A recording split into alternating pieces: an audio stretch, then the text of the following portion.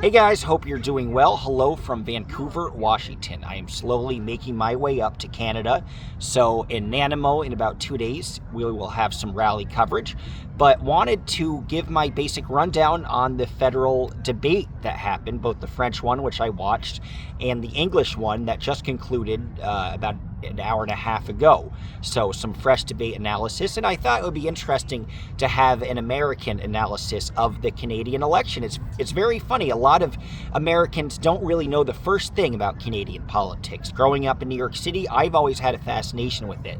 But you could ask somebody, you could ask a New Yorker who the governor of New Jersey is, and they could tell you, but they couldn't tell you who the premier of Ontario is, for example, and that would be right up the road. And I always feel like Canada is the alternate dimension of the USA. So you can kind of you should analyze what they go through and analyze their politics to really truly understand the USA. So yeah, wanted to give my analysis. This might get me a lot less views because it's not about Scientology, and that's my usual topic. But I think it's worth discussing, and especially since I'm gonna film it, we'll do Jonathan Pedneau, who did not make it to the debate, will do his rally in 2 days, and then Singh, Jagmeet Singh, 2 days after that, and hopefully wait for Poilievre and for Carney to get into BC, should they make it that way, or I might have to see him up in Calgary. We'll see. But it was an interesting debate. It was interesting to analyze the conceptions that Americans have of Canadians, that they're all liberal, that there isn't this conservative streak. That's not accurate. And it's interesting to analyze the issues that will never truly go away. That's why Canada is so interesting to study. And the first example I could think of that is there's a conception that Canada has the most accessible, might not be the best, but the most accessible liberal healthcare. But even within that, there's a debate about dental care. So with every topic, even if you get to the other side of it, there'll still be something to argue about. So I thought that was particularly interesting. But I wanted to start off with who I thought won the debate. I thought Pierre Poilievre won the debate fairly comfortably. Singh was also very aggressive, and Carney really was caught flat-footed, not being able to defend the Liberal record, not being able to distance himself that much effectively from Justin Trudeau, except by saying, "I'm not him." It's very reminiscent of when Kamala Harris was on The View, and she was pressed, can you think of a different policy, or can you think of a policy that you disagree with Biden on? And she said, I can't think of anything at the moment. There are moments in various elections where you might blow the entire thing. And I do wonder, I don't think Trudeau is as caustic or as much of an anchor as necessarily Biden would be, but Carney did not look effective in that, and he could not really effectively answer the question. Poilievre seemed to be very level-headed. He didn't seem to be hardcore right-wing, and I think that is a difference. That Americans have this flippant attitude where everything in Canada is liberal. That's not the case at all. There's a strong conservative streak, but the Conservative Party is a little more perhaps classic-style republicanism, a little more pro-immigration, as Poilievre expounded upon, a little more pro-housing, so they don't seem necessarily as radical as the conservative activists in the United States. But to me, Carney was simply caught flat-footed. Yeah, he had some good ideas. He was also flippant. Blanchet, the Bloc Québécois representative, the leader of that division, said, I'd love to get together and have a meeting of the minds after the election. And Carney essentially was dismissive and said, well, we'll have the moderator in there too. Sure, why not? And Carney came off as this dismissive, elitist asshole, which his background would confirm that. So you think you want to try to be warm and come off the opposite of that. You don't want to come off as the globalist elite banker, which he is. But he very much came off that way. Poilievre, on the other hand, came off, I think, as very warm and a lot more human than he usually has. So I thought he was very effective in that regard. And what was interesting to me also is that perhaps the way that Poilievre is thinking about this is remind Canadians of the issues, of all the issues that were prevalent in the political debate before Trump and before the tariffs. And that might be an effective strategy. Remember, right now, the Conservatives held, for a period of about 4 months, they held a 20-point lead. Now it looks like they are 5 to 6 points down below from the Liberals. That's, of course, Trump, and the conversation about Trump became a hot commodity. So whoever seems more oppositional to him, and Poilievre has this very awkward tightrope to walk because he was proclaiming his rallies to be Canada first, and even though he didn't directly express support for Trump, he seemed to be very friendly to his talking points, and even kind of adapted some of his style. This was a very different situation, so you can see the difference in that. But Poilievre is also trying to say, remember life before the terrorists, remember what the issues were. And he kept reminding Canadians of the growing, steady rise in crime in the various big cities, as well as the explosion in homelessness in Canada. And I can say this from personal experience, guys. I've been to 6 provinces, as well as 48 states in the U.S., and 27 in Mexico. And the worst homelessness I have ever seen is Upper British Columbia. Maybe it's because of their isolation. I don't know. I could think of Houston as an example of that. I could think of, I always get Prince. There's so many princes.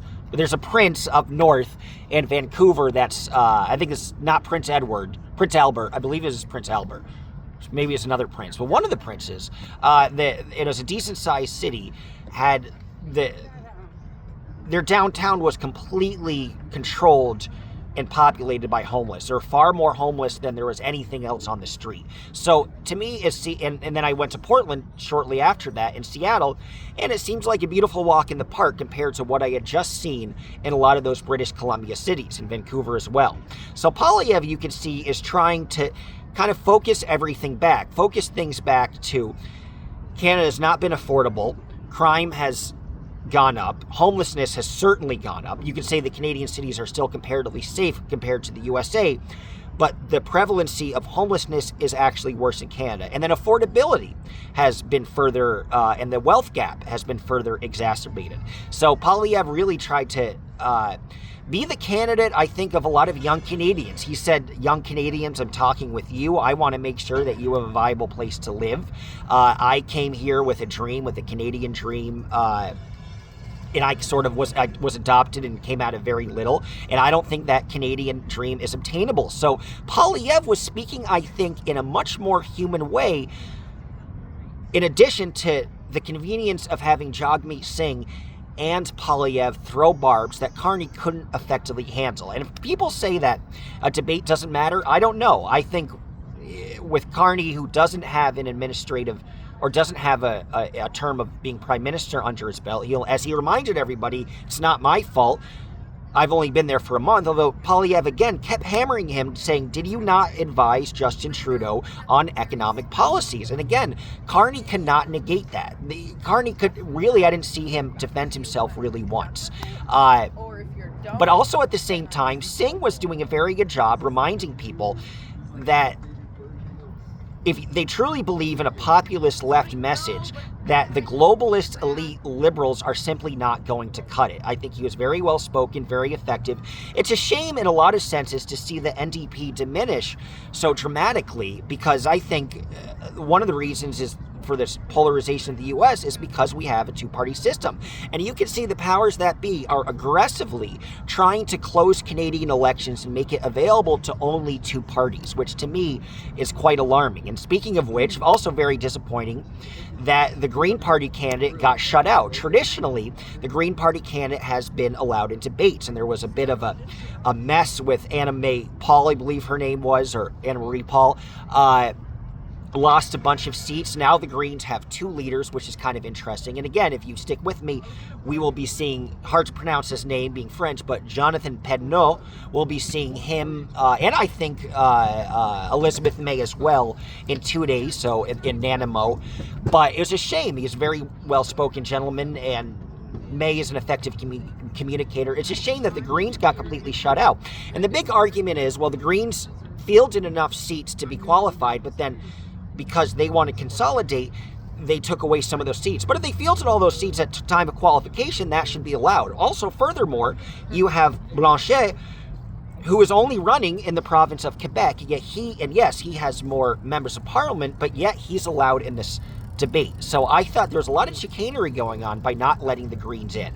But it's interesting to me, and I really do think Poilievre did well enough to maybe switch this around. Remember, you don't know how accurate the polls are going to be. Of course, momentum, Pierre is fighting an uphill battle, walking that tightrope of representing some of the conservative U.S. policies that might be popular, but while also being opposed to Trump in the bigger picture. So, and not only that, but Poilievre has a tough journey ahead of him, because this is another key difference between the parties.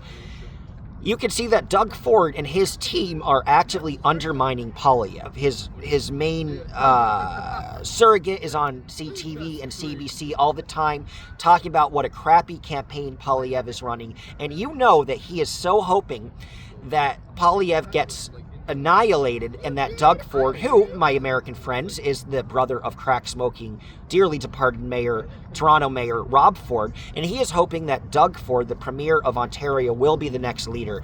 And you don't really see this in the U.S. After DeSantis and Nikki Haley got knocked out, they didn't, and they were never running against each other to begin with. But even after they got knocked out, you didn't see their people trying to undermine the Trump campaign. And you never really saw Bernie's people trying to undermine anything else. So Pierre has a lot of, in a very awkward position and has an uphill battle. But Carney did so remarkably awful. Remember, I think in today's Western world, there's this desire to drift away from elitism, and this desire to drift away from globalism and control under the big banks. And again, Carney represents all of that, while for some populist progressives, which Singh was effective on, not being progressive enough on dental care, on housing plans, not actually having a cost-first plan. That was the other kind of very interesting thing that I found very compelling in the French debate, was there was all this consternation that none of these guys really had